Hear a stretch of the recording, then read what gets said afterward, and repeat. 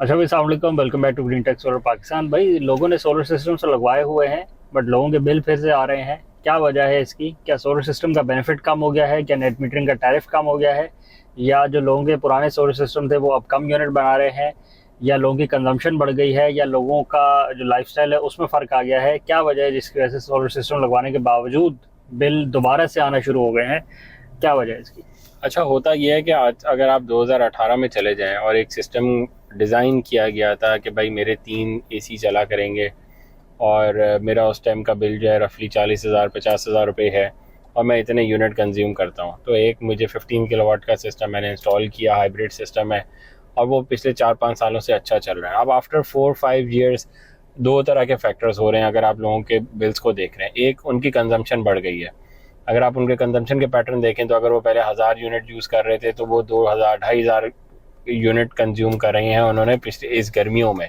उसमें एक तो गर्मी भी बहुत ज़्यादा पड़ना शुरू हो गई है, दूसरा एसी से वगैरह गुजारा भी मुश्किल हो गया है। एक तो ये वजह हुई है। अच्छा, दूसरा, जब आपकी कंजम्पशन बढ़ी है तो जो आपका वो 15 किलोवाट का सिस्टम था, अगर वो उस टाइम पे 1800 बनाता था तो वो आज भी 1800 ही बना रहा है। अगर 1800 यूनिट, कीपिंग इन माइंड के वो सिस्टम सब ठीक लगे हुए हैं, तो इन अ मंथ अगर वो उस टाइम भी 1800 बनाता था, आज भी 1800 बना रहा है और आपके आज जो है वो 2500-3000 यूनिट का कंजम्पशन हो गई है। देखिए, उस टाइम अगर आपकी 1000 यूनिट की कंजम्पशन थी, 1800 वो बना रहा था तो आपका बिल नहीं आता था। आज अगर वही 1800 तो वो तो बना रहा है, कंजम्पशन आपकी 3000 की हो गई है, तो इसका मतलब बिल तो आएगा। एक्सेस तो हम नहीं बना पा रहे क्योंकि हमारी कंजम्पशन बढ़ गई है, एक बात। दूसरा ये हुआ है कि पिछले 2 महीनों में स्पेशली कराची में तो सूरज सही से नहीं निकलता, तो जो 1800 बना रहे होते हैं वो 1200, 600, 800 ये एवरेज चल रही होती है। अगेन कीपिंग इन माइंड कि आपने सफाई कितनी रखी हुई है, मैक्सिमम साफ कितने हैं, यूनिट्स तो की बात हो रही है इन अ हाँ, मंथ। अगेन ऐसा मैं पूरा बोल देता हूँ। तो 1200 यूनिट अगर आपको मिल रहे हैं तो आपकी कंजम्पशन अगेन 3000 की थी, तो वही डिफरेंस आ रहा है, उसकी वजह से बिल आ रहा है। जो एक सबसे बड़ा मिसकंसेप्शन है कि भाई हम जो है बेचते तो खरीदते तो हम किसी और रेटों पे हैं, बेचते किसी और रेटों पे हैं और रात में हमारे साथ क्या होता है, तो इस चीज़ को तो क्लियर कर देना चाहिए। बिल के प्रूफ के साथ भी हम आपको दिखा सकते हैं वीडियो में। जिस भी कंज्यूमर को जितने रुपए का ऑफ पीक यूनिट लग के आ रहा है, नेपरा का लॉ ये कहता है कि उससे उतने ही रुपए में हम खरीदेंगे वापस। जो भी रेट लग के आ रहा है, आपको अगर 20 रुपये लग के आ रहा है तो वो 20 रुपये में ही खरीदेंगे आपसे। जिस कंज्यूमर को कराची में 41 रुपीज़ का ऑफ पीक यूनिट लग के आ रहा है, उससे वो 41 रुपीज़ का ही खरीद रहे हैं। और इसी तरह जो रेजिडेंशियल कंज्यूमर्स हैं जहाँ पे आपके ऑफ पीक और ऑन पीक यूनिट्स का चक्कर है, तो जो ऑन पीक यूनिट्स अगर वो आपको 55 रुपीज़ का लगा के दे रहे हैं तो वो आपसे ख़रीद भी 55 रुपीज़ का रहे हैं। गर्मियों में आप ऑन पीक यूनिट्स भी को 2, 4, 10, 15 यूनिट आप बेच ही लेते हैं कुछ ना इसमें कुछ उन करके। यूनिट्स की बात हो रही है कि जितने आप कंज्यूम कर रहे हैं उनसे। तो अगर आप उनसे 500 यूनिट लेते हैं तो वो भी आपसे 500 यूनिट उन्हीं रेटों पे ले रहे हैं जितने भी आपको दे रहे हैं। जो आप एक्स्ट्रा यूनिट उन्हें सेल करते हैं वो फिर NEEP रेट पे लगते हैं, जो कि 20-21 रुपए का जो भी रेट है। बट अगेन ये जो लॉ है ये भी पूरे पाकिस्तान में फॉलो नहीं हो पा रहा। बहुत सारे एरियाज हैं, लाहौर के एरियाज हैं, इस्लामाबाद के हैं, बहुत सारे और एरियाज हैं जहाँ पे ये लॉ फॉलो नहीं होता। वो उनको अलग अलग रेट लगा के दे देते हैं। इसमें डिस्कोस का मसला है, इसमें नेपरा का मसला नहीं है। लॉ तो यही कहता है कि सबको उसी रेट पे ट्रेड होना चाहिए, बट अब जैसे बिजली नहीं देती डिस्को, आपको बिजली नहीं देती, लोड शेडिंग कर देती है आपके एरिया में, जबकि बाय लॉ तो कहीं नहीं लिखा हुआ कि इतनी लोड शेडिंग अलाउड है। तो उस तरह ये भी लॉ फॉलो नहीं होता कि इस इवन दो कि नेपरा कहता है कि उसी रेट पर ट्रेड करें, कंज्यूमर को उस रेट पे नहीं मिल रहा होता। नेट मीटरिंग के टैरिफ भी तरह तरह के चल रहे हैं। आपने देखा है फेस्को में या गेपको में नेट मीटरिंग ही बंद कर दिया उन्होंने, क्योंकि वो नेट मीटरिंग इतनी अब्यूज़ हो रही थी और इतने लोगों ने सैंक्शन लोड इतना बढ़वा लिया था और फिर ग्रिड को इतना डिस्टेबलाइज कर दिया था कि उस डिस्को ने अपना अलग से लॉ निकाल लिया कि हम तो भाई नेट मीटरिंग बर्दाश्त ही नहीं करते, तो हम बंद कर देते हैं। तो किसी एक डिस्को ने ये भी कहा है पंजाब के अंदर सिटी में, तो वो डिस्को टू डिस्को वेरी कर रहा है, बट बाय लॉ। और कराची में तो ये हो रहा है। कराची में तो जिसका भी बिल आप देख लें, नेट मीटरिंग का बिल है, उसमें अगर आपको 41 का लग के आता है तो आपसे 41 पे वो ले लेते हैं। As long as private company होने का थोड़ा सा फिर फायदा है अभी तक तो ये इस फॉलो चीज़ पे। चल रहा है, हाँ, लेकिन और बहुत सारे मसाइल भी हैं। मसले। बट जो लॉ है वो तो फॉलो हो रहा है। और अगर जो ऑन पीक वाली बात है, अगर ऑन पीक में आप उनको सेल कर रहे हैं तो भी आपसे वो ऑन पीक के रेट पे ही खरीद रहे हैं, क्योंकि अब दिन लंबे हो गए हैं पिछले 2-3 महीने से, तो उसकी वजह से आपकी जो सेलिंग है वो शाम में भी आधा एक यूनिट बिक ही जाता है।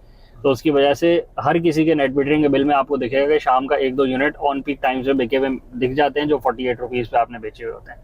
तो अगर आप बैटरी बैंक लगा के किसी तरह उनको शाम में 20-30 यूनिट भेज दें तो आपसे वो ऑन पीक रेट पे ले रहे हैं, उसमें कोई मसले की बात नहीं है।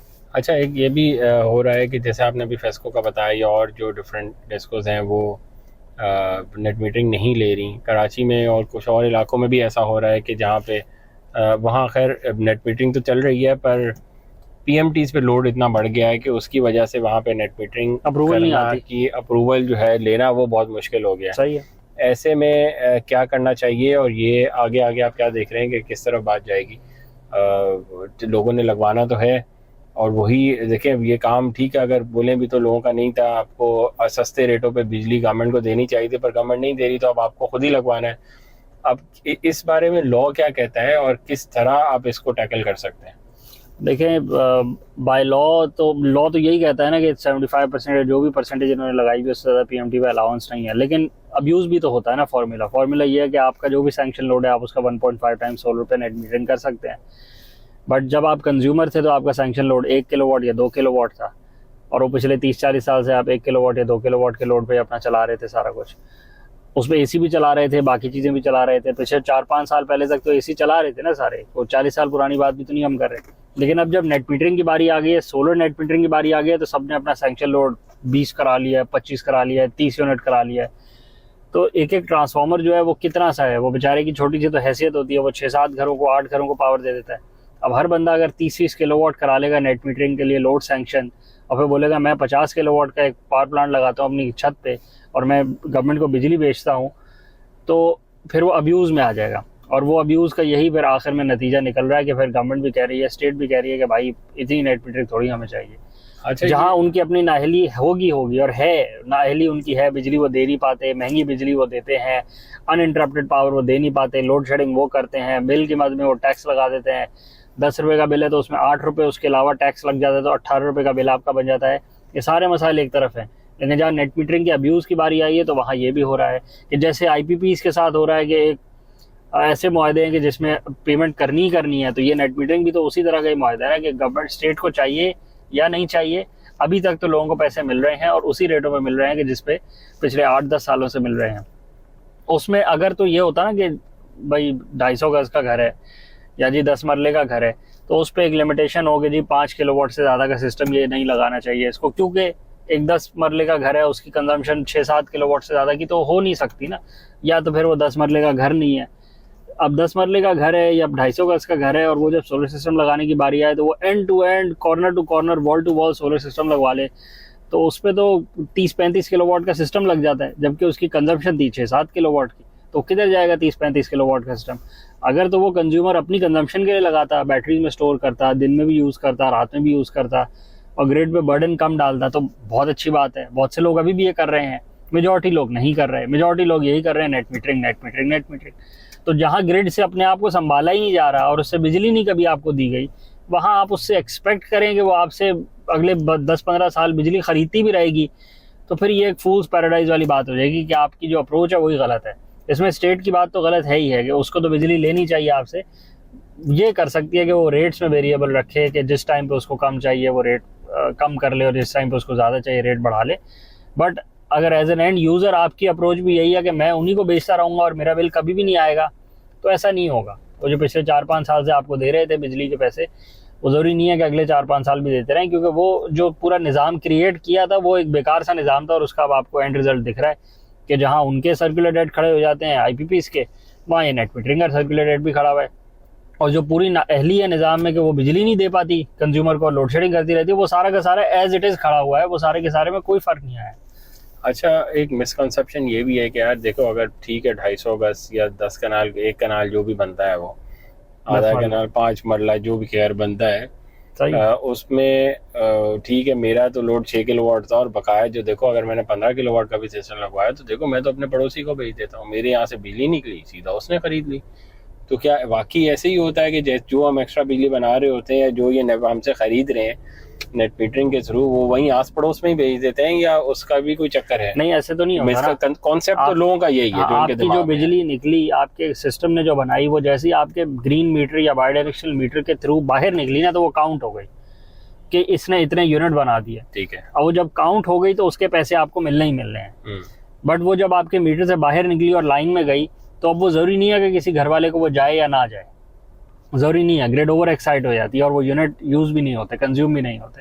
तो अगेन ये डिपेंड करता है। दूसरी बात, आपने भी बनाए यूनिट दिन में और स्टेट ने भी जो IPPs के साथ एग्रीमेंट करा हुआ है, जो पावर प्लांट लगाए, अपने लगाए हुए हैं, वापडा ने लगाए हुए हैं, बाकियों ने लगाए हुए हैं, वो सारे भी चलते रहे। तो जब 5-6 साल पहले, 8 साल पहले तक बगैर आपके सोलर प्लांट के वो यूनिट आपको बेच रहे थे, तब भी आपको वो उतनी बिजली दे पा रहे थे और लोड शेडिंग कर रहे थे। आपके आज सोलर लगाने के बाद भी वो आपको उतनी ही बिजली दे पा रहे हैं, ज़्यादा नहीं दे पा रहे और लोड शेडिंग उतनी ही कर रहे हैं। तो जो आपको भी अब पेमेंट उन्होंने करनी है वो भी किसी खाते में नहीं कि उसका कोई वो यूज़ ही नहीं कर पाए, उसमें आपकी गलती नहीं है। बेवकूफ़ी तो उसकी है कि वो अपना पावर प्लांट बंद कर लेते दिन में और वो अपनी प्रोडक्शन कम कर लेते, बट नहीं, उन्होंने वो भी नहीं किया। तो ऐसा नहीं है कि जो आपने यूनिट बनाया वो ज़रूरी बात हो कि वो पड़ोसी को गए हों या ना गए हों। कोई ज़रूरी नहीं होता कि पड़ोसी को गए हैं कि नहीं गए, आपके वाले गए हैं या जो वापडा ने बना के भेजे थे वो वाले गए हैं। बस ये हुआ कि वापडा ने भी जो बनवा के भेजे ग्रिड में उसके भी पैसे देने हैं और जो आपने बना के ग्रिड में भेजे हैं उसके भी पैसे देने हैं। तो सारे निज़ाम में बस पैसे देने वाले बहुत सारे सबके खड़े हुए हुए हैं और बिजली किसी को जा रही है।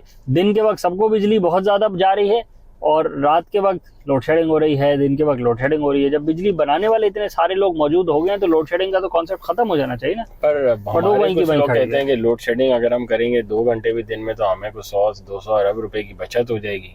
तो ये मतलब ये कोई नया मैकेनिज्म आया नहीं है? ये बड़ा क्लियर कट फॉर्मूला है। आप 24 घंटे बिजली बंद कर दें, जब आप बिजली देंगे ही नहीं तो कितने खरबों रुपए की बचत हो जाएगी, क्योंकि बिजली बनानी नहीं पड़ेगी और बिजली का बिल तो फिर भी आप दे रहे होंगे, उसमें फिक्स टैक्सेस और जो बाकी चीज़ें वो तो लगी भी होंगी। सिर्फ वेरिएबल यूनिट्स कंजम्पशन के जो चार्जेस होते हैं वो नहीं होंगे ना, क्योंकि आपको यूनिट तो बेचा नहीं उन्होंने, बिजली आई नहीं, बाकी रिमेनिंग सारा का सारा बैलेंस तो खड़ा होगा। तो अगर 24 घंटे की लोड शेडिंग कर देंगे तो फिर तो बहुत बचत होगी। तो ये तो वही वाला कॉन्सेप्ट है कि अजीब सी बात है।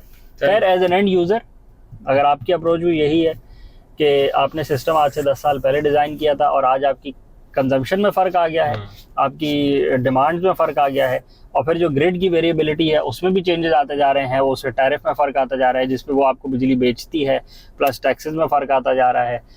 तो फिर आपका जो सिस्टम है वो ऐसे नहीं हो सकता कि 10 साल पहले मैंने सोलर सिस्टम लगवाया था तो वो आज मेरी डिमांड को मीट क्यों नहीं कर रहा। वो जितना बना सकता था उस वक्त वो आज भी उतना ही बना रहा होगा। आपकी डिमांड में फ़र्क आ गया है तो अब आपको सिस्टम को उसके मुताबिकली एडजस्ट करना है, ऑगमेंट करना है या कम करना है या जो भी करना है, चेंजेस आपको करने पड़ेंगे। तो आपको करें, बिल्कुल जी। चैनल को लाइक करें, सब्सक्राइब करें, ज़्यादा शेयर करें, कमेंट्स में बताएं आपके सिस्टम में क्या चेंजेस आपको लाने की ज़रूरत पड़ रही है। पिछले आपने अगर 10 साल से सिस्टम लगवाया हुआ है तो अभी तक ठीक चल रहा है या नहीं चल रहा है और उसमें क्या मॉडिफिकेशंस आपने करी हैं अपनी डिमांड को सेटिस्फाई करने की।